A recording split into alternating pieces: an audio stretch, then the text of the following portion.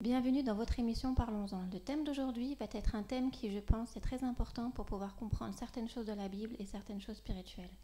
Donc, le sujet que nous allons aborder est pourquoi le sang de Jésus et pas celui d'un autre. Pour répondre à toutes nos questions, nous avons sur notre plateau le serviteur de Dieu, David Storm. Bonjour. Bonjour. Bienvenue sur notre plateau. Merci de m'accueillir. Et merci de nous accorder encore votre temps et de répondre à toutes nos questions. Je vous en prie. Dieu m'aidera. Alors, ma première question va être... en fait, ce que j'aimerais, c'est qu'on revienne depuis le début, donc de l'Ancien Testament, Oui. et qu'on aille jusqu'au Nouveau Testament. Donc, comme vous avez pu entendre, le thème va concerner le sang de Jésus. Donc, j'aimerais qu'on vienne depuis le départ. Par exemple, dans l'Ancien Testament, on voit qu'il y a des sacrifices d'animaux. Et donc, déjà, j'aimerais que vous nous donniez la signification du mot sacrifice. Le mot sacrifice vient d'un mot grec zéba. Zéba qui veut dire tout simplement offrir en remerciement, et aussi qui vient d'un mot zaba qui veut dire tuer, offrir, et puis voilà, abattre, tuer, offrir. Voilà, c'est ça le mot sacrifice. D'accord. Et dans l'Ancien Testament, on peut voir donc il y a eu des sacrifices d'animaux. Est-ce que vous pouvez nous expliquer pourquoi cet acte-là, pourquoi ces actes de sacrifice d'animaux ont été faits? Quelle est la signification? Ok. Il y a une signification symbolique dans ces rituels que je dirais de l'Ancien Testament. Il faut savoir que quand on parle de sacrifice, tout de suite on voit quelque chose, c'est le sang. Donc les sacrifices étaient faits pour plusieurs raisons. Ça pouvait être une offrande d'action de grâce ou une offrande de remerciement ou un vœu aussi. Il y a des sacrifices d'action de grâce qui étaient destinés à apporter ces dons, ces moutons au temple, et on les brûlait, les prêtres mangeaient ça au nom de Dieu. Mais aussi, il y avait ce qu'on appelle le sacrifice de l'expiation, sacrifice expiatoire, et ça consistait à ce que l'agneau soit immolé, l'agneau soit égorgé et récupérer le sang. Et c'est ce sang qui était aspergé sur le peuple et qui consistait au pardon des péchés. Donc si nous devons imager un peu la chose, et c'est ça qui nous concerne aujourd'hui, c'est le sacrifice du sang. On va parler du sang. Donc ce qui se passait, c'est que chaque année, il y avait la fête du grand pardon. Et la fête du grand pardon, qu'est-ce qui se passait? Donc le prêtre prenait des boucs, par exemple, ou des agneaux, sans tache ni ride, sans défaut, qui devraient être parfaits, qui symbolisent la perfection, d'accord? Et le prêtre imposait les mains sur ces animaux et il citait le nom de tous les péchés: vol, adultère, fornication, mensonge, et tous ces péchés étaient cités, les péchés qui sont dans le 10 commandements et d'autres encore étaient cités sur ces animaux. Ainsi, les animaux prenaient la place, devaient être sans tache ni ride. C'était des animaux sans défaut, pour dire que le juste a payé le prix de la personne qui a péché, de la personne qui est criminelle, la personne qui est jugée. Donc, le juste prend la place, si vous voulez, de la personne. Il faut savoir que il y a la puissance dans le sang, et toutes ces choses ont des significations symboliques que nous verrons dans cette émission. Voilà. Donc, la première fois que le sang a été utilisé, le sacrifice a été utilisé, et bibliquement parlant, et pour que les Israélites puissent comprendre, c'était le jour de la Pâque. La Pâque où il fallait manger le pain sans levain. Donc, oui, voilà, la signification même du sacrifice expiatoire, même avant que la loi de Moïse ne vienne et que les Israélites comprennent ce que cela veut dire, c'était quand les Israélites étaient en Égypte, et Dieu avait fait toutes sortes de miracles. Tous les miracles qu'il pouvait faire, il a défié les dieux d'Égypte. Il avait les 10 plaies. Donc, mais Pharaon ne voulait pas laisser partir le peuple. Et Dieu a dit à Moïse: par ce miracle-ci, vous serez libérés. Alors vous allez prendre ces animaux qu'il a cités, vous allez les égorger, vous allez prendre le sang, d'accord, et vous allez mettre sur le linteau de chaque maison d'Israël le sang. Il a dit que l'ange de la destruction passera. Et l'ange de la destruction ira dans toute maison pour détruire et pour tuer tout premier-né. Les premiers-nés des animaux, les premiers-nés du fils du pharaon, c'est-à-dire les premiers-nés de la maison royale jusqu'à l'esclave seront tués. Ainsi, les Israélites ont obéi, ils ont égorgé ces animaux, ils ont mis le sang sur les linteaux.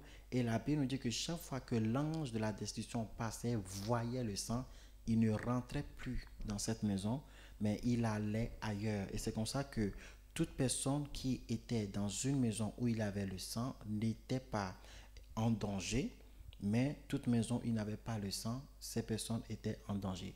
Et c'est ça qui nous explique vraiment la signification symbolique du sang de l'agneau, qui est l'agneau de Dieu, qui est ce que Dieu a demandé. Donc le sang, la présence du sang protège, à protéger contre la mort. Mais il y a une signification symbolique. Pourquoi est-ce que quand l'ange de la destruction voit le sang, il ne rentre plus dans cette maison? Et nous verrons toutes ces choses tout à l'heure. J'espère que j'ai répondu. Bah oui, justement, je voulais qu'on en vienne à cette question-là. Pourquoi le sang... Pourquoi? La question que vous venez de poser juste à l'instant. Pourquoi est-ce que le sang... Le sang empêchait l'ange de la destruction. Voilà. Il faut savoir quelque chose qui est très important que nous devons voir, c'est quelle est la signification du mot sang. C'est-à-dire que l'important du sacrifice d'expiation, c'est-à-dire du pardon des péchés, ce n'était pas de tuer les animaux, parce qu'il ne fallait pas choisir n'importe quel animal. Ça devait être sans tache ni ride, déjà. Un animal parfait, sans défaut. Et ce n'était pas, il fallait l'égorger ou manger. Cet animal, dans le désert, était déposé en dehors du camp. C'est-à-dire que pour que le péché ne reste plus dans le camp. Donc, ce n'était pas un animal qu'on mangeait non plus. Voilà, ce n'était pas un animal, un sacrifice d'action de grâce non plus, où les prêtres ou les gens qui étaient dédiés pouvaient manger ou consommer la graisse. Non. D'accord? Mais ce sacrifice consistait à recueillir le sang d'un innocent. D'accord? Et quand le sang était aspergé sur une personne donnée, cela signifiait que cette personne est sanctifiée. D'accord? C'est-à-dire que l'animal en question prend le péché de la personne qui offre le sacrifice. D'accord? Et on offre le sacrifice pour quelqu'un. Ça peut être pour soi, ça peut être pour le peuple, ça peut être pour sa famille. Et la Bible nous dit que Job, chaque semaine offrait des sacrifices. Chaque jour offrait des sacrifices. Chaque jour, il offrait des sacrifices pour chacun de ses enfants. Chacun de ses enfants, il offrait des sacrifices pour qu'il n'y ait pas de conséquences de péché sur eux. Et sachez qu'il y a un lien intense, un lien qu'on ne peut pas disloquer entre l'homme, d'accord, et le sang. La vie se trouve dans le sang et c'est pour cela que Dieu a interdit la consommation du sang. Ceux qui consomment le sang ne réalisent pas quel est le lien entre le sang. D'accord? La première fois que l'homme a vraiment péché contre Dieu, mis à part la désobéissance, d'accord, mis à part la désobéissance de la parole de Dieu, c'est quand l'homme a tué l'homme, a versé son sang. Et la Bible nous dit quelque chose, la Bible nous dit qu'il y a le sang de Abel qui crie vengeance. Le sang crie. Il y a une relation étroite, mystérieuse entre le sang et l'homme. L'homme c'est quoi l'homme? Le nom de l'homme au commencement, la Bible dit créons l'Adam. D'accord? C'est Adam, on est tous d'accord? C'est Adam qui est tiré du sol qu'on appelle Adama, qui veut dire terre de la couleur rouge vive, terre de couleur de feu. Maintenant, le sang en hébreu, c'est Dam. Donc, il y a déjà un lien entre le sang, d'accord, et l'homme, Dam. Et dans Dam, nous avons ce qu'on appelle Daman, que nous pouvons comparer à Adam, d'accord? Dam veut dire quoi? Dam veut dire tout simplement mortalité. Ça veut dire meurtre, d'accord? Et Daman veut dire être silencieux, d'accord? Être silencieux, réduit au silence, c'est-à-dire mourir. Ainsi, le sang, quand le sang n'est plus dans le corps, ton corps est réduit au silence. Ton corps meurt. Voyez? Et Dam, c'est le sang, l'élément vital. D'accord? Lorsque un enfant est né, on voit les cellules cardiaque qui bouge, on voit la vitalité. Ce sont les premières cellules qui commencent par bouger. On sait que le fœtus est vivant. Il va là. Donc, c'est le sang, l'apparition du sang. Donc, le sang, lorsque on asperge le sang sur quelqu'un, on réduit au silence toute condamnation. Toute condamnation qui pèse sur la personne est réduite au silence. Ainsi, lorsque l'ange de la destruction venait sur la terre, venait en Égypte pour faire le jugement, au fait, c'était un ange qui venait pour juger. D'accord? Et quand l'ange regardait le sang sur le linteau, des Israélites, cela veut dire c'est réduit au silence. La condamnation n'est pas là. Va dans une autre maison. Il n'y a pas de condamnation ici. Il y a quelqu'un qui est mort déjà, il a payé le prix. Le salaire du péché, c'est la mort. Alors, lorsqu'on voit le sang, ok, quelqu'un est mort à sa place déjà. Quelqu'un a donc fait quoi? Payer le prix. Ainsi, dans l'Ancien Testament, la Bible nous dit qu'il avait ce type de sacrifice qui se faisait pour que ces animaux qui étaient parfaits puissent payer le prix du pardon de leurs péchés. Voilà pourquoi, voilà un des mystères du sang de Jésus-Christ, mis à part un enseignement que j'en ferai. Voilà la réponse que je peux donner aujourd'hui aux gens pour leur dire que le sang qu'on aspergeait, lorsque le sang tombait sur quelqu'un, cela veut dire que cette personne ne mérite plus de jugement. Cette personne est pardonnée. Quelqu'un a pris sa place. Quelqu'un est mort à sa place, dont la condamnation est réduite au silence. Tamam. Et à partir de quel moment ce genre de choses, enfin les sacrifices des animaux, se sont arrêtés en fait? À partir de quelle période, à partir de quel moment? Ces sacrifices se sont arrêtés. Vous savez, il faut savoir que ces sacrifices sont liés à une alliance. D'accord? Et ces alliances, c'était l'ancienne alliance qui était basée tout simplement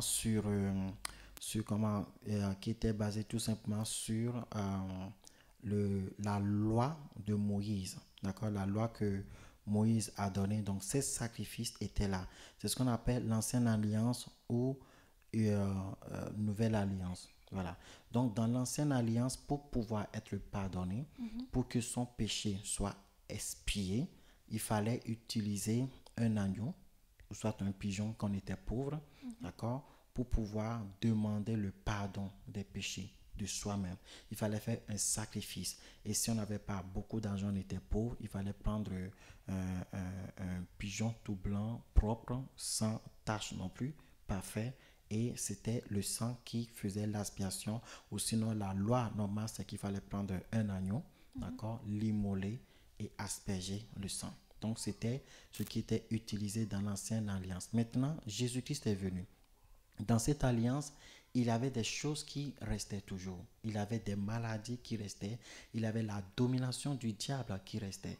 Et ce n'était pas une alliance parfaite. Et la Bible dit clairement que c'est parce que cette alliance n'était pas parfaite qu'il fallait une nouvelle alliance. D'accord? Donc dans l'hébreu, les apôtres en ont parlé. Cette alliance n'était pas parfaite et voilà pourquoi Dieu a donné quoi? Une nouvelle alliance. Donc dans l'ancienne alliance, d'accord, dans Hébreu 8 et le verset 7, pour les cours, on reviendra dessus.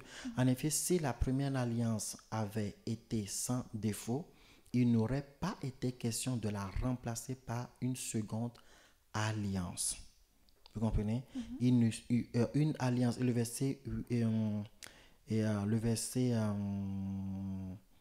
4, 8 dit, car c'est une avec l'expression d'un blâme que le Seigneur dit à Israël, voici le jour vient, dit le Seigneur, où je ferai avec la maison d'Israël et la maison de Juda une nouvelle alliance, non comme l'alliance que je traitais avec leur père le jour où je les ai saisis par la main pour les faire sortir du pays d'Égypte.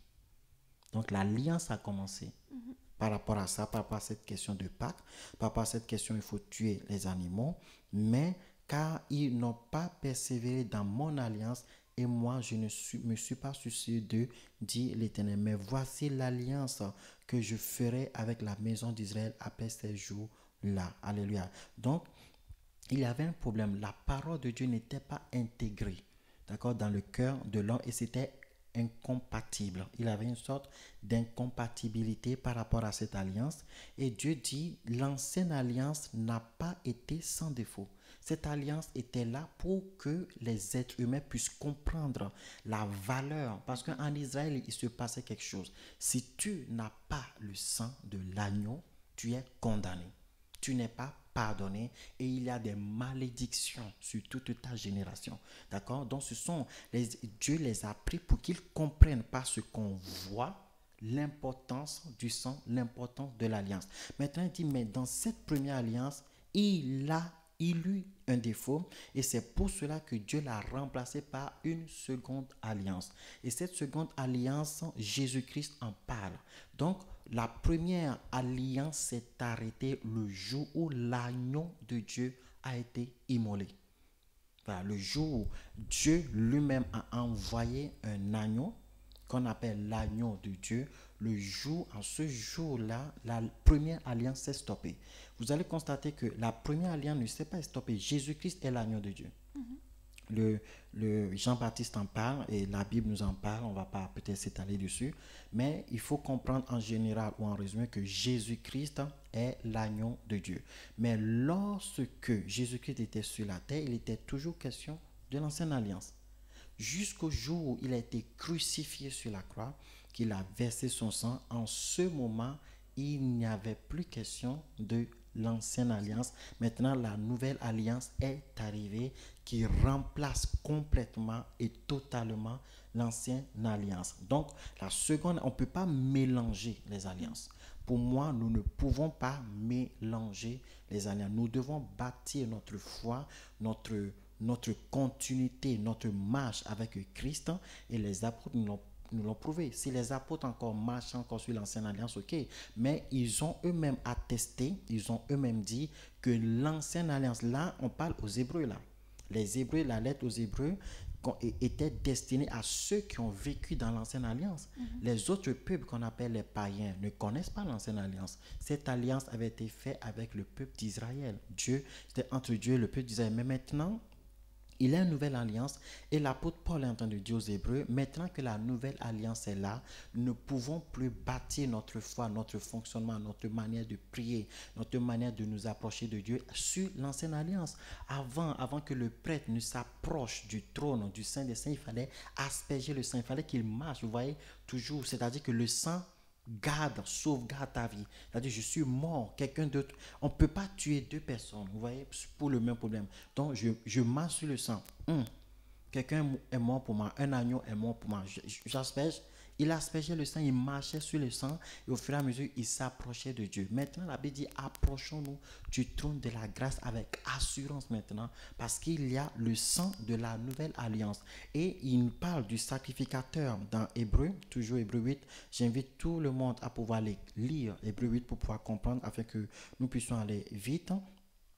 Tout souverain sacrificateur est établi pour présenter des offrandes et des sacrifices, d'où il est nécessaire que celui-ci ait aussi quelque chose à présenter. S'il était sur la terre, il ne serait pas même sacrificateur puisque là sont ceux qui présentent les offrandes selon la loi. Donc Jésus-Christ était le sacrificateur, il est en même temps l'agneau de Dieu, il a versé son sang. En versant son sang, le jour où Jésus-Christ a été crucifié, c'est à cette date précise, à cette heure précise, le jour où il est mort sur la croix, pas ressuscité, mais le jour où il est mort sur la croix, l'ancienne alliance s'est stoppée et la Bible nous dit qu'il a traversé le sanctuaire, il est parti présenter l'offrande, le sang à son Père. Donc l'ancienne alliance s'est stoppée à ce jour-là où il a passé 3 jours dans le tombeau, il travaillait, il a traversé le temple céleste,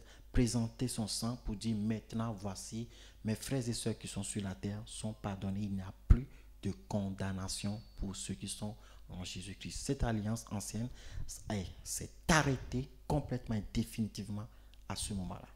D'accord. Tout à l'heure, vous avez dit que pour l'Ancien Testament, il fallait un agneau sans tache, oui. Ni ride, en fait, un agneau parfait. Est-ce qu'on peut dire que Jésus était parfait pour pouvoir remplir cette mission ? La Bible nous le dit clairement. quelque chose est sûr. La Bible nous dit qu'en Jésus-Christ, il n'avait pas de défaut. Il a été tenté de toute tentation. Il n'avait pas de péché en lui. Alors Jésus, le Messie de Dieu, oui, je peux le dire, était sans tache ni ride. Parce que c'est l'agneau de Dieu. D'accord? L'alliance, c'est quoi? L'alliance, c'est un arrangement entre vous et moi. L'arrangement de Dieu était que si, au fait, Dieu voulait que les gens comprennent le prix du pardon. À cette époque, c'était pas facile de trouver des agneaux comme ça. C'était pas facile de trouver des pigeons comme ça pour tout le monde. Donc, et ça faisait mal parce que personne ne mange. Encore dans nos prêtres pour que le prêtre mange, ok. Mais personne ne mange. C'était complètement détruit. Vous comprenez? C'était complètement au chaos, en fait. Pour que les gens comprennent qu'il y a un prix. Le péché a un prix. Et le pardon aussi a un prix. Vous comprenez? Ainsi, c'était un arrangement. Et comme Dieu a établi cet arrangement, il fallait trouver maintenant la solution. Et la solution, c'est l'agneau de Dieu. C'est Dieu lui-même qui a envoyé son agneau. Ce n'était plus l'agneau de Aaron, ce n'était plus agneau de mon oncle, ce n'était plus tout ça, mais c'est tout simplement l'agneau de Dieu. C'est l'agneau de Dieu et c'est qui en parle? C'est Jean-Baptiste qui en parle, qui dit que Dieu lui a parlé et voici l'agneau de Dieu. Nous pouvons trouver ça dans le livre de Jean. D'accord? Voici l'agneau de Dieu qui ôte le péché du monde. Voyez? Donc l'agneau est là pour ôter le péché du monde. L'agneau a été immolé pour ôter le péché du monde. Cet agneau n'était pas seulement destiné à une famille, mais au monde entier. Donc, si Dieu lui-même envoie un agneau, lui qui a fait la loi, cet agneau serait sans défaut. Il n'a même pas de doute là-dessus. Donc, Jésus-Christ était sans défaut parce que c'était l'agneau de Dieu. Alléluia. D'accord. Oui, parce que parfois on peut entendre des personnes qui disent quand Jésus était sur la croix, il y avait d'autres personnes qui étaient à côté de lui. Donc finalement, pourquoi est-ce que son sang à lui ferait ça et pas les autres, quoi, en fait? On disait quoi? Parfois, on peut entendre certaines personnes, lorsque je parle de certaines personnes du Christ, ils disent, certaines personnes pensent qu'en fait, quand Jésus était sur la croix, il y avait d'autres personnes à côté de lui qui étaient également sur la croix. Justement. Vous savez, dans Jean 1, verset 29, d'accord? Le lendemain, il vit Jésus venant à lui et dit, voici l'agneau de Dieu qui ôte le péché du monde. Ce ne sont pas les agneaux. Dieu n'a pas envoyé plusieurs agneaux. Il a envoyé un seul agneau qui est Jésus-Christ. D'accord? C'est le prophète Jean-Baptiste qui le dit. Ainsi, Jean-Baptiste a exercé dans l'ancienne alliance. Jean-Baptiste, il a exercé dans l'ancienne alliance. Jésus a exercé dans l'ancienne alliance jusqu'à sa mort. La nouvelle alliance a commencé quand l'agneau a été immolé.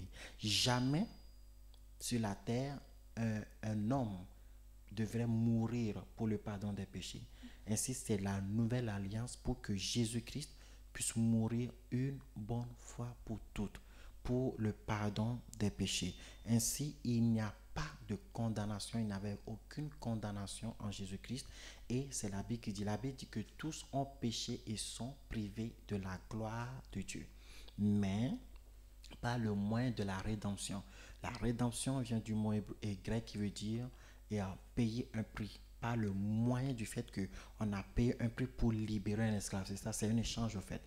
C'est pas une sorte de troc, je peux le dire comme ça. C'est-à-dire que tu donnes le prix et tu prends l'esclave, tu libères l'esclave, tu affranchis l'esclave en payant le prix. Pas le moyen. La Bible dit clairement que notre salut est gratuit, c'est vrai, mais il y a quelqu'un qui a payé. C'est pas le moyen de la rédemption. D'accord? Donc, Christ a payé le prix, Dieu a payé le prix par l'agneau qui est le sang de Jésus-Christ, l'agneau qui est Jésus-Christ, pour le pardon de nos péchés. Et le prophète Jean le dit, ayant regardé Jésus, il a dit 2 fois, dans Jean 1, verset 29 et Jean 1, verset 36, 2 fois il a confirmé. En voyant Jésus, il crie encore, voilà l'agneau de Dieu, c'est lui qui ôte le péché du monde. Et c'est compris déjà. Quand on dit l'agneau qui ôte le péché, c'est lui, il va à l'abattoir. Lui, on va l'égorger. Lui, il va être immolé pour que les péchés soient pardonnés. Voilà.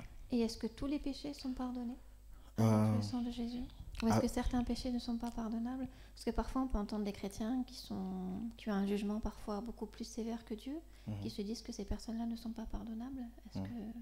Qu'est-ce que vous pouvez nous dire sur ça? je vais vous dire quelque chose sur ça. Et dans le livre de Matthieu 26, le verset 26, c'était la Pâque. Encore. Voyez, Dieu est un Dieu de cycle. Des années après, la Pâque revient. La prochaine fois, je vous dirai exactement combien d'années après. Mais des milliers d'années après, le cycle, boum, la Pâque revient. Et pendant la Pâque, la Bible dit que pendant qu'il mangeait, Jésus prit du pain et après avoir rendu grâce, il le rompit et le donna aux disciples en disant, prenez, mangez, ceci est mon corps. Il prit ensuite la coupe et après avoir rendu grâce, il leur dit, buvez-en tous, ceci est mon sang, le sang de l'alliance, voilà, qui est répandu pour plusieurs pour la rémission des péchés. Ceci est mon sang, le sang de l'alliance qui est répandu pour plusieurs pour la rémission des péchés. Donc le sang qui est répandu pour plusieurs pour la rémission des péchés. Le péché, c'est la mort, c'est le mal.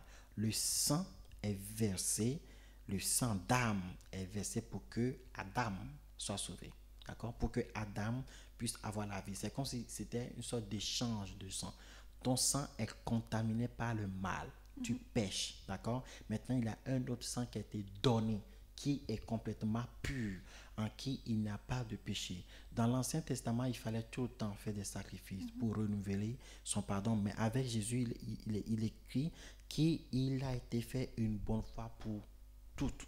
D'accord? Une bonne fois pour toutes. Il suffit juste de rentrer dans cette alliance et de prier, demander pardon, et Dieu pardonne. Tout péché est pardonnable. Et puis la Bible dit que tout péché est péché. Tout péché est tout simplement pardonnable. Le seul péché, par contre, qu'on ne pardonnera pas, c'est le blasphème contre le Saint-Esprit. Et ça, c'est Jésus-Christ qui lui dit, tout péché peut être pardonné, tout blasphème même contre Dieu, contre Jésus-Christ, même ceux qui blasphèment le nom de Dieu peuvent être pardonnés s'ils rentrent dans cette nouvelle alliance. S'il y en a qui ont déjà blasphémé le nom de Dieu, ils peuvent être pardonnés en rentrant dans cette nouvelle alliance, mais seulement le blasphème contre le Saint-Esprit n'est pas pardonné. Là, c'est une autre dimension. Voilà. D'accord. Donc aujourd'hui, on peut dire qu'il est inutile de faire les sacrifices d'animaux pour être pardonné de ses péchés. Aujourd'hui, il est inutile de faire des sacrifices des animaux pour le pardon des péchés. Et il est important, l'Hébreu, le livre de Romains 6, verset 23, nous dit quelque chose de très important. Il dit, le péché a pour résultat quoi? La mort, c'est-à-dire le versement de sang. D'accord? Le péché, la mort, dans la Bible, la mort veut dire ton sang est versé, au fait.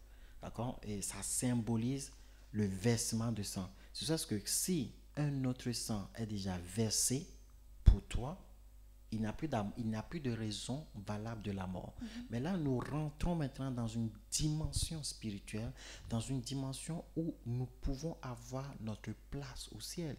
Et le sang de Jésus-Christ n'a pas seulement pour objectif du pardon des péchés. Ce sang aussi, alors qu'avant, le sang couvrait le péché, d'accord? Le sang couvrait le péché, mais les gens qui n'étaient pas appelés dans la présence de Dieu ne pouvaient pas entrer dans la présence de Dieu.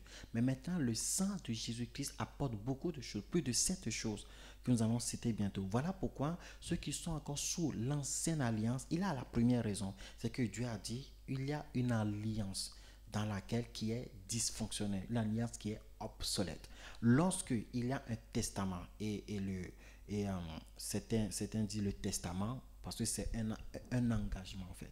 L'alliance, c'est notre compromis. C'est ce en quoi nous sommes d'accord. C'est la discussion que nous avons eue. Personne ne peut prendre un testament que ma grand-mère, vous savez quand ma grand-mère est décédée, comment dirais-je, il avait un testament que nous on avait. Et sur ce testament, il avait les 3 noms dessus, les garçons. D'accord? C'est-à-dire que mon grand frère, moi, mon petit frère. Mais donc dans notre tête, c'est les 3 héritiers. Ouais, voilà, il a un héritage, les 3 héritiers. Mais quand il est décédé, les oncles sont venus avec un testament que nous, on ne connaît pas. Donc, toutes ces choses sont passées en Allemagne. Et nous, on n'avait pas, on croyait à la bénédiction de Dieu par Dieu et non par l'homme. Mais ils sont venus avec un testament que nous, on ne connaît pas. Un testament qui a été signé quand on n'avait pas toute sa tête. On aurait pu porter plainte. Mais ce testament a tout changé. Il y a eu d'autres noms qui sont rajoutés et il y a des pourcentages qui ne sont plus les mêmes qu'avant. Ainsi, devant la loi, si la loi considère que ce testament est valide, est valable, nous ne pouvons pas, l'huissier ne peut pas, d'accord, et ne peut pas dire non, moi l'huissier, je décide de prendre l'Ancien Testament. Vous comprenez?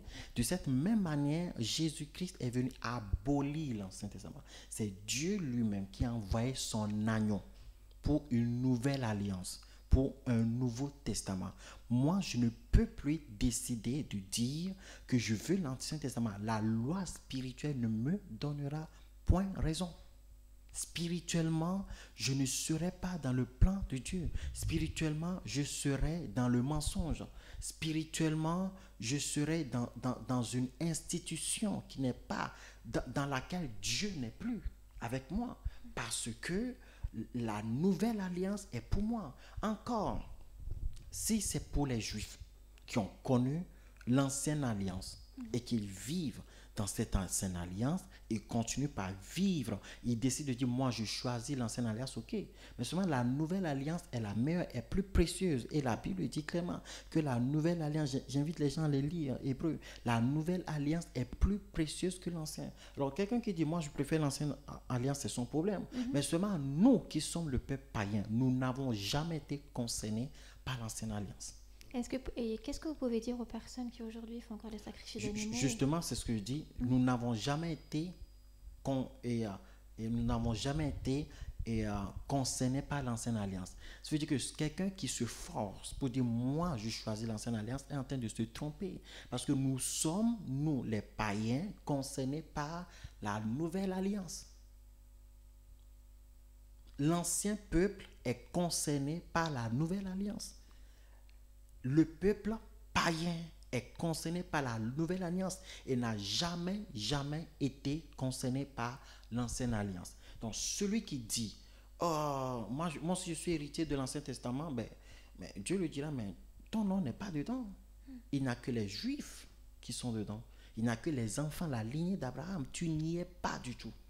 C'est seulement le sang de Jésus-Christ qui a été versé pour le pardon du monde entier. Ce n'est pas l'ancienne alliance, ce n'est pas l'Ancien Testament. Et ça, c'est clair. Et ça, c'est net. Et voilà pourquoi avant, les gens devaient se circoncire obligatoirement. Mais l'apôtre Paul dit non, ce sont des païens. Ils ne sont pas concernés par cette alliance. L'ancienne alliance disait circonciser. Mais eux, ils ne sont pas. Les païens n'ont jamais été. Pourquoi est-ce que Dieu peut nous envoyer une nouvelle alliance et que nous allons dire jamais commencer par l'ancien d'abord? Non, ils ne sont pas. Il n'y a pas leur nom dedans du tout, du tout.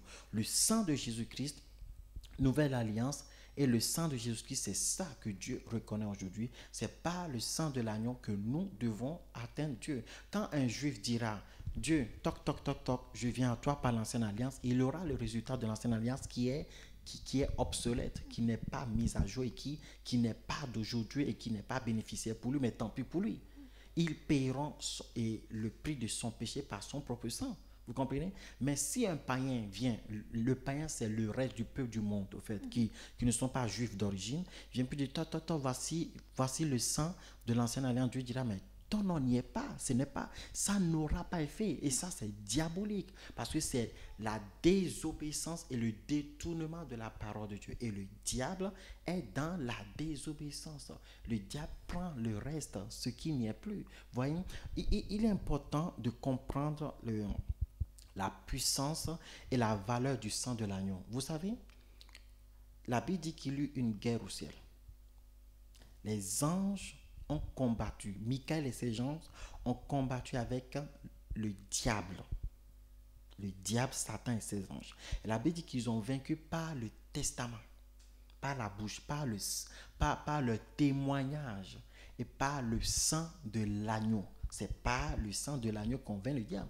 Personne, dans l'Ancien Testament, il n'y a pas de victoire sur le diable. Il y a juste le pardon des péchés. On couvre le péché, mais il n'y a pas de victoire sur le péché. Il n'y a pas de victoire sur le diable, non. C'est pour ça que l'Ancien Testament n'était pas parfait. Vous comprenez? Voilà. Mais dans la Nouvelle Alliance, nous avons la victoire. C'est pour ça que quand le diable a combattu au ciel avec l'ange Michael, ils ont fait la guerre, ils ont peut-être dit tonnerre, boum, l'autre aussi dit tonnerre, boum, l'autre dit éclair, boum, l'autre dit éclair, tremblement, boum, tremblement. Je ne connais pas les armes, mais ils en ont utilisé. Mais la Bible dit que Michael et ses anges avaient deux choses que le diable n'avait pas. Et ces deux choses, premièrement, c'est la parole de leur bouche, le témoignage. Le témoignage qui est quoi? La vérité. Jésus, vous serez mes témoins. Vous allez témoigner la parole de don. Ils ont commencé par citer la parole. Vous allez voir, c'est la même chose qui s'est passée sur la montagne quand le diable disait, est-il écrit que? Et Jésus disait, il est écrit que. Le diable disait, fais ceci, il est écrit que. C'est le témoignage de la bouche de Jésus-Christ. Mais non seulement Dieu nous donne le témoignage, mais il nous donne le sang, le même sang qui a remporté la victoire sur le diable au ciel. C'est ce même sang que nous avons sur la terre. C'est l'agneau de Dieu. Ils ont vaincu par le sang de l'agneau. Il y a un seul sang de l'agneau. Quand on dit l'agneau, ce n'est pas un agneau. L'agneau, le sang de l'agneau fait référence à Jésus-Christ. Jésus, le Messie, Yoshua, Ameshia, c'est lui qui a le sang de l'agneau. Et voilà pourquoi il n'y a plus de peur, il n'y a plus de pleurs au ciel, parce que l'agneau a brisé les sceaux et l'agneau avait le sang. Donc ceux qui aujourd'hui prennent le sang de bouc, en plus, souvent des gens vont voir des marabouts, des féticheurs, et on leur dit, prenez, allez acheter un mouton, on va faire un sacrifice. C'est faux ça. Aucun animal, aucun sang d'animal ne remporte la victoire sur le diable. C'est que du camouflage, c'est que du mensonge, c'est que une perte de temps, c'est que, comment dirais-je, de la négociation vaine. C'est exhorter l'exorcisme, vous voyez, c'est exhorter, c'est-à-dire négocier. Mais c'est faux.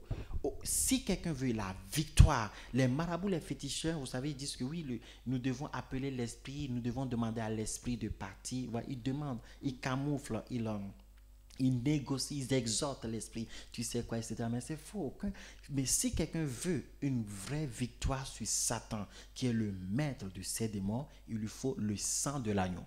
Je le dis, le sang de l'agneau. C'est le sang de l'agneau qui donne la victoire. C'est ce qu'on appelle le sang de l'agneau. C'est seulement ce sang qui donne la victoire sur Satan. Ce n'est pas un chèvre, ce n'est pas un mouton, ce n'est pas une vache, ni une colonie de pigeons, ou ni un cochon. Non, c'est le sang de l'agneau, le seul sang capable de donner la victoire sur le diable. Donc ceux qui vont voir les joueurs ou les médiums ou des gens qui leur disent apportez-moi tel animal, je ferai le sacrifice, c'est que du pipeau, c'est que du mensonge, c'est que de la vanité. Il faut brûler toutes ces choses et les jeter dans une poubelle quelque part. Ça n'a aucun effet positif, ça n'a que des effets et des valeurs négatives. Ça recule au lieu de faire avancer, c'est-à-dire que ça lie les gens, dit soyez dans la désobéissance. Oui, soyez dans la désobéissance. Je confirme ma désobéissance en tentant d'entrer dans une alliance qui n'est même pas mienne, mais je veux quand même, non, c'est maintenant diabolique. Voilà pourquoi le diable, maintenant, comme c'était laissé, il prend ses résidus et il en fait son chef. Et je dis souvent aux gens, quand il est un président de la République, d'accord, un président de la République, c'est lui le numéro 1 dans le pays, d'accord. Si tout le monde est d'accord avec lui, ben, tous les restes, on ne les connaît pas. Vous allez voir que les politiciens, ceux qui sont d'accord avec le président, qui font alliance avec le président, ben, on n'entend pas vraiment parler d'eux parce qu'ils ont la même voix. Mais pour qu'on puisse entendre parler de quelqu'un, il faut que quelqu'un s'oppose. Et inconsciemment, psychologiquement, Satan est l'opposant. Et voilà pourquoi on entend parler de lui, en fait. Il essaie de s'opposer, sinon il n'est rien, en fait. Il ne peut pas s'opposer. Mais il fait du bruit pour dire je suis l'opposant, je suis l'opposition, je suis l'obstacle. Satan veut dire l'opposant. Le diable, l'adversaire. C'est lui qui bloque, celui qui est dans la désobéissance. Donc, pour qu'on entende parler d'un opposant, il faut qu'un critique grave le président. Il ose. Et là, il passera à la une des médias parce qu'on entend parler de lui.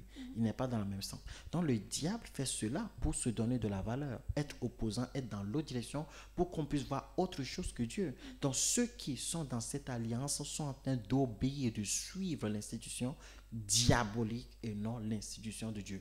Que personne ne vous mente jamais pour vous dire vous aurez besoin d'un sang, vous aurez besoin d'un sacrifice encore pour quoi que ce soit. Non, Jésus-Christ a payé le prix. Il a un seul sacrifice qui remporte la victoire, qui a remporté la victoire au ciel et sur la terre. Sur la terre, c'est l'agneau de Dieu. Est-ce qu'on peut dire que ceux qui ne croient pas au sang de Jésus ne sont pas pardonnés aujourd'hui? Pour moi, il n'y a pas de, comment dirais-je, il n'y a pas de négociation en fait. Moi, souvent, comment dirais-je, je dis quelque chose, vous savez, et je dis que ça sert à rien en fait de camoufler quoi. Je dis que vous irez pas vers un huissier. Vous savez, le rôle du diable à l'origine, c'est-à-dire que l'adversaire, c'était de tester la foi des gens. C'est-à-dire que il vient et il te met à l'épreuve, il te tente pour voir si tu es dans l'obéissance. Donc tu ne peux pas aller voir l'huissier, il joue comme un rôle de procureur au fait. Il condamne, c'est lui qui est le condamnateur. Donc tu ne peux pas aller voir, la loi est là. Tu ne peux pas aller voir quelqu'un qui veut te condamner avec une ancienne alliance que ça fonctionne. Tu dis non, je suis désolé, ça ne fonctionne plus. C'est obsolète. Cette loi n'existe plus. Il y a maintenant la loi de tel ministre. Cette loi qui fonctionne. Vous voyez? Et donc, c'est comme ça que tout le monde a le droit de respecter la loi. Vous voyez, aujourd'hui, en France, malheureusement, il y a une loi et il y a la guerre en France, spirituellement aussi, par rapport à la famille. Vous voyez? Voilà. Et avant, les mères ne pouvaient pas marier les homosexuels parce que c'est interdit par la loi. Aujourd'hui, comme la loi permet cela, mais les mères ne peuvent pas ne pas marier les homosexuels parce qu'il y a une loi. Et si quelqu'un porte plainte, mais le procureur est obligé de marcher sur la loi. Et Satan, qu'est-ce qu'il faisait? Satan connaît la loi. Je pense que Satan connaît la loi plus que tout le monde. Vous voyez? Et voilà pourquoi chaque fois qu'il vient pour tenter quelqu'un, il commence par la loi. Il a dit à Adam, Dieu a-t-il réellement dit? D'abord pour savoir si toi-même tu es vraiment au courant.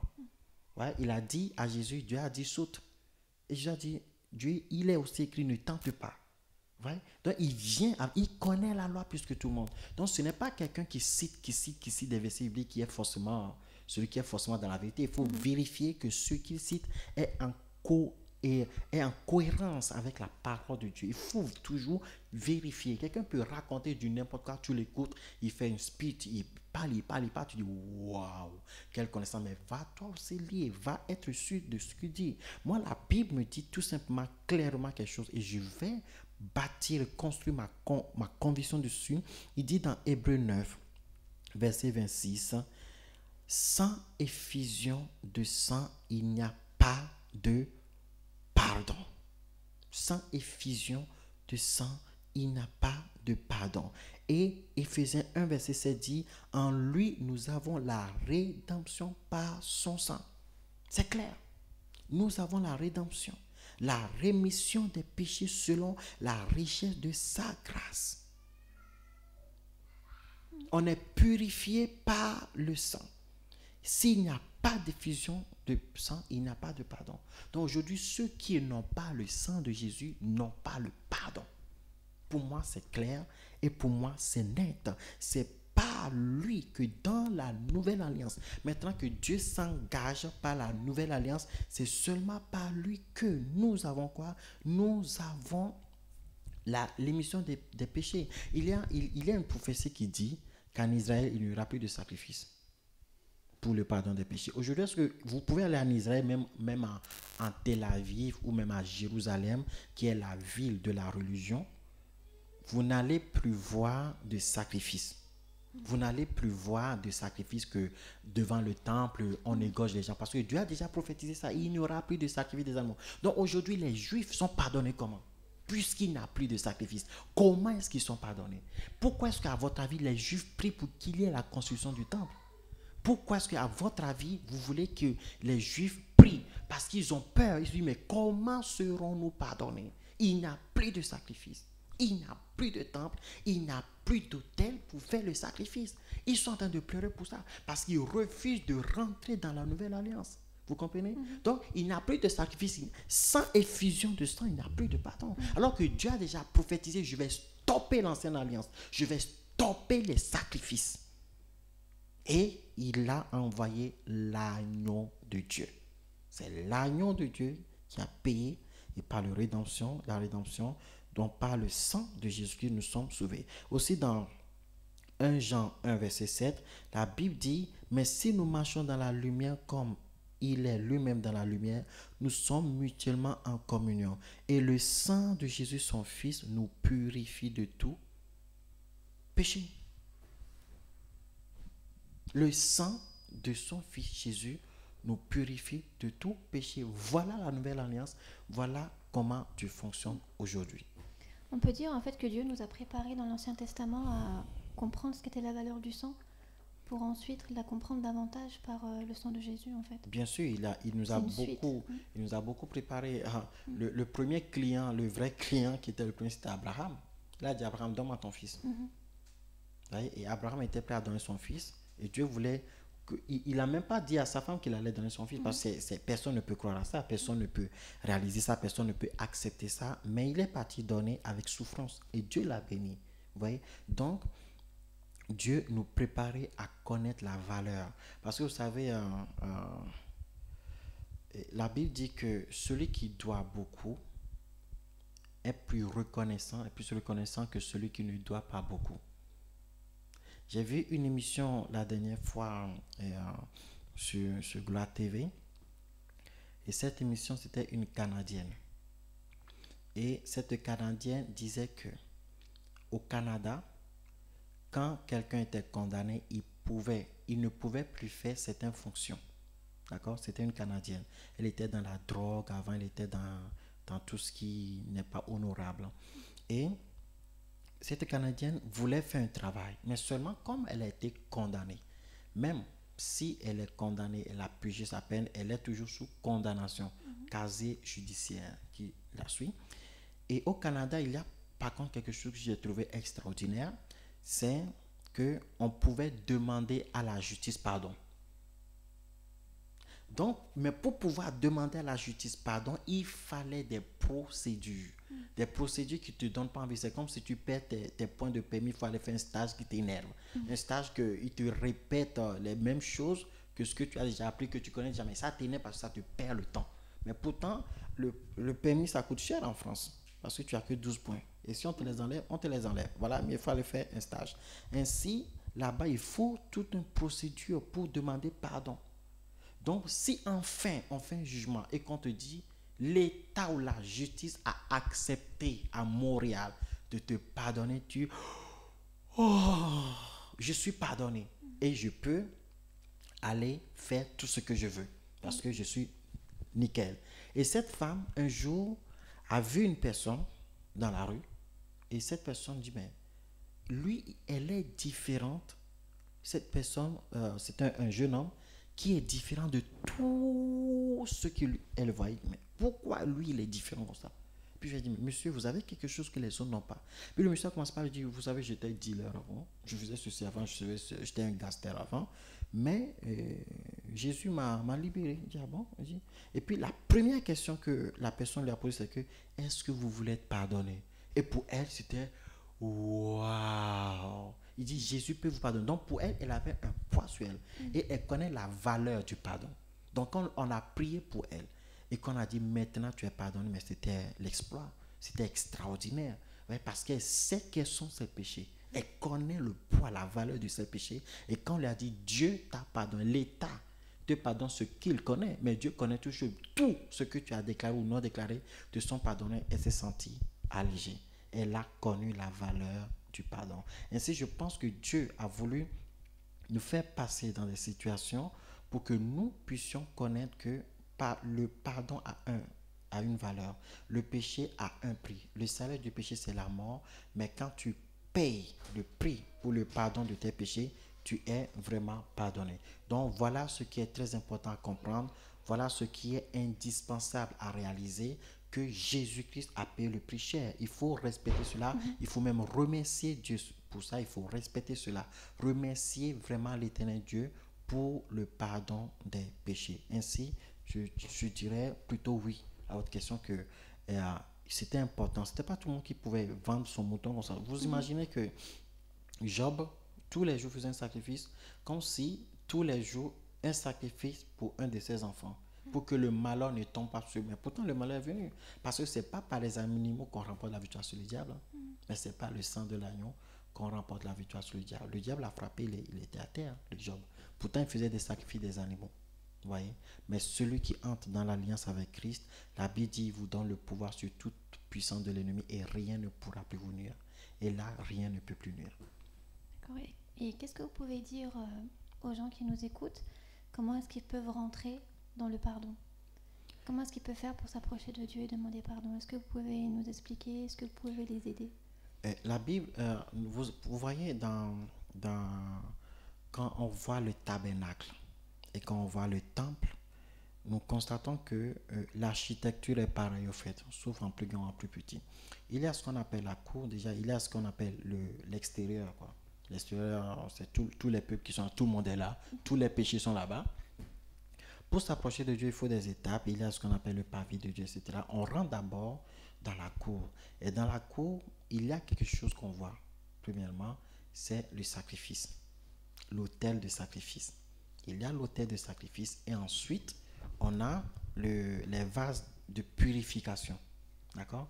Après le vase de purification, on rentre maintenant dans le lieu saint. Dans le lieu saint, nous avons le pain, qui est le corps. Nous avons le chandelier et nous avons l'encens, qui est la prière. Et derrière, après ça, maintenant, il y a le Saint des Saints. Et c'est après un rideau qu'on rentre dedans.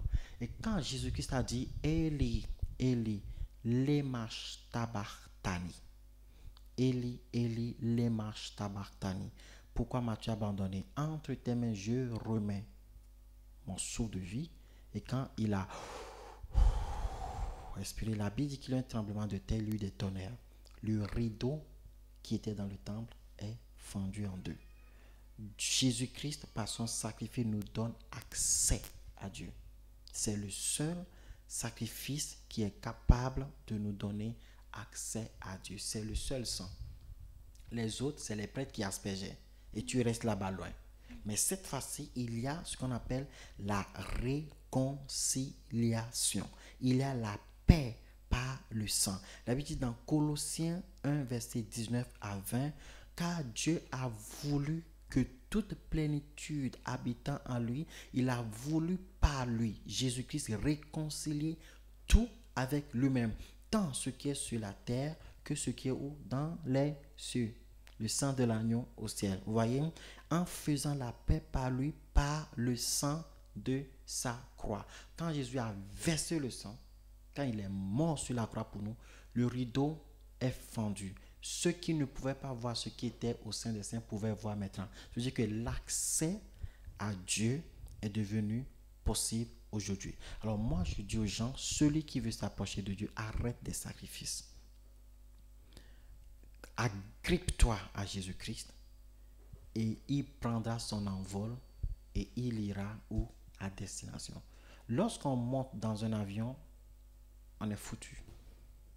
Un jour, je suis allé dans un parc d'activité avec Lady Storm et on arrive et puis elle voulait faire le grand 8. Et moi, j'aime pas ça parce que j'en ai fait en Allemagne et je me suis dit que jamais, j'aime pas ce qui est brutal. J'ai dit plus jamais, je ne ferai plus jamais ça.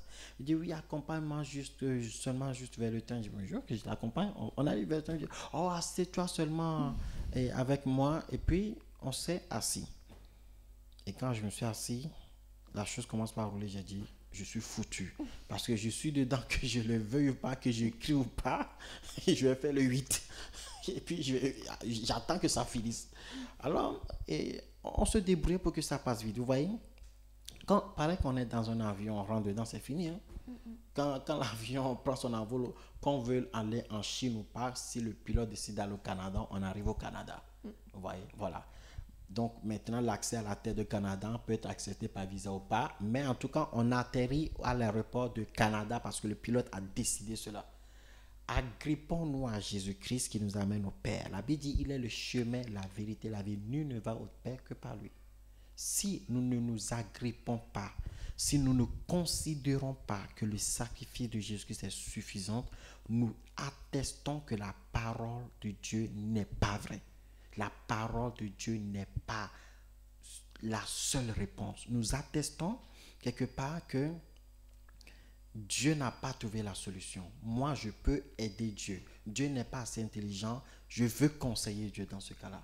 Vous comprenez? Voilà pourquoi il est indispensable que la Bible nous dit clairement quelque chose avec vérité. La réconciliation avec Dieu est faite par le sang. Si quelqu'un ne veut pas se réconcilier avec Dieu, qu'il méprise le sang de l'agneau. Il y a aussi autre chose. Dans Hébreux 10, verset 19. Ainsi donc, frères, puisque nous savons au moyen du sang de Jésus une liberté, une libre entrée dans le sanctuaire. Nous avons une libre entrée dans le sanctuaire. Vous voyez? Et le verset 20 nous dit encore, continue. Donc aujourd'hui, je peux aller dans le sanctuaire. Le sanctuaire, c'est où? C'est là où il y a le roi. C'est le Saint des Saints. Vous voyez, lorsque les gens vont à la Maison Blanche, vous savez l'expression qu'ils disent? Je suis allé dans le Saint des Saints, mais je suis allé au bureau du président. Regardez à Hollande, le président de la République française est parti aux États-Unis. Les journalistes sont là pour filmer normalement. Vous savez ce qu'ils ont fait? Ils se prenaient même en photo dans le bureau de Barack Obama parce qu'ils se disent waouh, mais on voyait ça là. Pourtant, ils sont journalistes, il faut être sérieux. Waouh, je ne vais pas rater cela. Clac, clac, clac. C'était un peu ridicule, mais ils ont fait ça parce qu'ils sont partis à un endroit qui est tellement demandé. Les gens font des kilomètres, les gens montent sur des montagnes, les gens prient, les gens font tout ce qu'ils veulent faire, tout simplement pour pouvoir avoir la grâce, la faveur de Dieu. Abraham a fait cela, Jacob a fait cela. Ils ont fait des choses énormes pour le faire. Maintenant, on nous dit l'accès est libre. Mais si Dieu n'avait pas fait comprendre ça avant, on allait croire que ce n'était pas important. Si tout le monde va à la Maison Blanche comme il veut, vous croyez que les journalistes allaient se prendre en photo? Non. Ça ne sert à rien. C'est quelque chose de commun en fait. C'est quelque chose de commun, ça n'a pas de sens. Mais aujourd'hui, nous comprenons alors que par le sang de Jésus, nous pouvons maintenant aller au Saint des Saints, dans le sanctuaire, dans le trône de Dieu, là où Dieu règne, pour demander secours. Voilà, donc pour moi, le sang de Jésus-Christ est important. Par rapport à ça, nous avons Apocalypse 12, verset 10 à 11, qui dit qu'ils ont vaincu par le sang de l'agneau et par le témoignage de leur bouche. Vous voyez? Donc, il y a beaucoup de choses. Il y a la gloire que nous avons aussi par le sang de Jésus. Donc, nous avons énormément d'éléments que le sang de Jésus nous apporte. Ce n'est pas que le pardon, mais c'est aussi la réconciliation. Quand quelqu'un t'en veut, quand on en veut à quelqu'un, comment c'est bien de se réconcilier parce que c'est comme si un fardeau est enlevé. Donc, c'est avec Dieu que nous réconcilions. Vous voyez, quand on parle de réconciliation, on parle d'accolade, on parle d'unité. Donc, c'est avec Dieu. Nous pouvons entrer auprès de Dieu. Nous avons la paix avec Dieu. Nous avons la victoire avec le sang de l'agneau. Et comment est-ce que les personnes peuvent se réconcilier avec Dieu? Si par exemple, il y a une personne qui nous regarde à la télé aujourd'hui, qui se dit, moi j'ai envie de demander pardon à Dieu, j'ai envie d'être recouvert par le sang de Jésus, quel genre de prière est-ce qu'il peut faire? S'il a envie de donner son cœur au Seigneur, comment est-ce qu'il peut faire aujourd'hui? S'il a envie de donner son cœur au Seigneur, c'est tout simplement facile. Hein? Et la Bible dit, demandez à mon Père, à mon nom, cela vous sera accordé. Il suffit juste, si la personne s'est demandé, je veux du pain, donne-moi du pain s'il te plaît. Si la personne a été enfant et a su demander quelque chose à son père et a obtenu, cette personne peut prier. Beaucoup mettent trop d'obstacles, trop de mystères autour de la prière. Alors que Jésus-Christ a mis la prière à notre disposition. Ouais, l'accès auprès de la prière consiste à aller vers le Père. Jésus-Christ a mis la prière à notre disposition. Demandez et cela vous sera donné. Tout simplement. Donc, je prie à Dieu et je demande à Dieu, lave-moi, pardonne-moi, lave-moi par le sang de Jésus. Je veux me réconcilier maintenant avec toi. Approche-moi de toi, quel que soit le péché que cette personne aurait commis. Dieu lui donne quoi? Le pardon. Le sang de Jésus-Christ aussi est là pour nous donner la victoire sur le péché afin que le recommencement ne soit plus dans notre vie. Toutes ces choses sont des choses que les enfants de Dieu doivent connaître parce que la Bible dit soyez saints, soyez parfaits comme votre Père Céleste est parfait. Donc voilà. D'accord. Donc en fait, ces personnes peuvent s'adresser à Dieu comme si elles s'adressaient à leur Père. Tout de suite, directement. Ils peuvent s'adresser à Dieu en disant, tout à l'heure on fera une prière avec les gens qui sont dans ces situations. On priera ensemble pour que ce soit un exemple. Ce n'est pas une répétition qu'ils doivent faire, mais pour que ce soit un exemple de la manière dont ils pourront demander à Dieu, tout simplement, tout clairement, comment ils pourront demander pardon et aussi être lavés par le sang de Jésus. La Bible dit que si nous confessons nos péchés devant Dieu, si nous demandons de lui pardonner, il est fidèle et juste de nous pardonner. D'accord. Et qu'est-ce que vous pouvez dire aux personnes? Parce que parfois, il y a des personnes qui demandent le pardon à Dieu, mais qui se sentent toujours condamnées, qui ont toujours un mal-être en eux, en fait. C'est une question Même s'ils croient, mais il y a toujours quelque chose en eux qui les empêche, en fait, d'aller mieux. C'est une question du coupable, le poids de la culpabilité. Vous voyez? Et ça, c'est la fonction bien-aimée du diable, ça. La seule chose que je leur demande de faire, et cette chose, c'est juste de l'incrédulité. C'est-à-dire que, comme je vous le disais la dernière fois, j'étais dans la voiture, je voyais des gens passer, des vieux, des jeunes passer, et puis j'ai dit, mais telle personne, il a fait quoi à Dieu pour que Dieu l'aime, franchement? Et l'autre là qui passe, si on lui dit, prie maintenant, il va commencer par prier. Dieu donne-moi, Dieu donne-moi, Dieu donne-moi. Pourquoi Dieu l'aimerait? Pourquoi Dieu prête attention à nous les hommes? Et puis j'ai pensé aussi à moi, je dis, mais qu'est-ce que nous apportons de plus à Dieu au juste pour qu'il s'occupe autant de nous? Dieu aurait pu dire, bon, vous me fatiguez, vous vous entretuez, vous faites des choses, vous vous convoitez. Terre disparaît, que cette race humaine qui m'énerve parte définitivement de ma face. Je suis sûr que sans les hommes, Dieu serait très bien. Mais à une condition, s'il ne nous aimait pas. Voilà. Dieu aurait été très bien sans les hommes, sans problème. Personne ne va le déranger, non. Les anges sont là pour le louer. Mais jamais je donnerai un de mes enfants à mon ennemi parce que je l'aime. Vous comprenez? Que mon enfant m'écoute ou pas, jamais je lui donnerai un médicament pour dire, allez, prends ce médicament comme ça, tu vas m'aimer. Pas forcément, non. Je veux créer une relation avec mon enfant pour que cet enfant comprenne certaines choses. Je ne peux pas punir mon enfant dans la colère tout simplement parce que je veux lui faire mal. Non, je veux l'enseigner à pouvoir grandir, à pouvoir se construire. Et Dieu fonctionne pareil. Dieu nous aime. La Bible dit, Dieu a tant aimé le monde, Dieu a tant aimé le monde qu'il a donné son Fils Jésus-Christ afin que quiconque croit ne périsse point, mais qu'il ait la vie éternelle. Dieu nous aime. C'est même plus qu'une preuve d'amour, en fait, d'avoir donné son Fils. Personne n'est capable de le faire, et même aucun Dieu ne l'a fait. Mais parce que nous sommes aussi enfants de Dieu. C'est ça la question. Et c'est un mystère. La Bible dit que Dieu a créé Adam. Adam qui a mis au monde Abel et Caïn. Mais il a dit Caïn et Abel qui ont pour père Adam. Adam qui est fils de Dieu. Et puis ça s'arrête là. Donc à l'origine, nous sommes, Dieu nous a créés, en nous surtout l'amour de Dieu. Donc que Dieu ne le veuille pas, il nous aimera. Voyez? Donc nous devons comprendre. Et Jésus-Christ en parle, il a dit, je ne vous dis pas que je prierai le Père pour vous. Marie ne priera pas le Père pour vous. Paul ne priera pas le Père pour vous. Pierre ne priera pas le Père pour vous. Mais il a dit, le Père lui-même vous aime. Le Père lui-même vous aime. Demandez en mon nom, il vous sera accordé. Si je demande à Dieu, pardonne mes péchés, il m'a pardonné. Parce que le sang de l'agneau est là. Ça ne sert à rien de se culpabiliser encore. Cette culpabilité, c'est le diable qui l'apporte. Et des fois, les gens ont besoin qu'un homme de Dieu puisse leur parler pour les encourager, pour qu'ils comprennent que vraiment, ok, c'est vrai, Dieu m'a vraiment pardonné.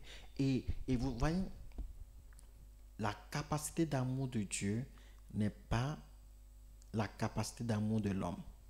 Donc arrêtons de comparer, dire que cette personne m'a fait ceci, ah, moi j'ai du mal à le pardonner. Dieu aussi aura du mal à le pardonner, c'est faux. Dieu n'a pas du mal à le pardonner. Nous n'avons pas le même cœur, pas les mêmes valeurs. C'est marrant parce qu'à chaque fois qu'on fait cette émission Parlons-en, vous me donnez toujours un thème à aborder pour la prochaine émission. Bon, c'est quoi le thème? Donc la prochaine émission, je viens de penser maintenant, c'est comment rendre notre amour à Dieu en fait. Ah, c'est bien ça. Comment rendre notre amour à Dieu. Oui, donc, parce que lui, il nous aime tellement, donc comment est-ce que nous, on peut lui rendre au maximum notre amour pour lui en fait. La Bible dit, lorsque nous étions encore pécheurs, Christ est mort pour nous. Ça c'est un verset qui m'a impacté dans ma vie. Parce que c'est pas comme un enfant qui dit, papa, excuse-moi de ce que j'ai fait, puis je dis, allez, bon, je te donne quand même le cadeau de Noël ou cadeau de fin d'année. Non. Là, Dieu a préparé le cadeau même avant que nous étions encore pécheurs. Dieu a préparé le cadeau. Ça, c'est vraiment un amour. Mais nous devons prouver à Dieu que nous l'aimons. Et c'est un très bon thème. Ce sera une très belle émission. Pour la prochaine. Ouais. Est-ce que vous avez quelque chose à rajouter? Ah, j'ai beaucoup de choses à rajouter. Je m'adresse au monde entier. Je m'adresse à toute la création. Et je vous dis la vérité. Il n'est pas convenable d'aller chercher des pratiques qui ne sont pas bibliques. Il n'est pas convenable d'aller chercher des noises, d'aller chercher des rites, des rituels qui ne servent à rien. Lorsque Dieu n'a pas donné la direction, tout ce qu'on fait ne sert à rien. Dieu n'est pas dedans. Ça peut plutôt le mettre en colère qu'autre chose. La parole de Dieu suffit.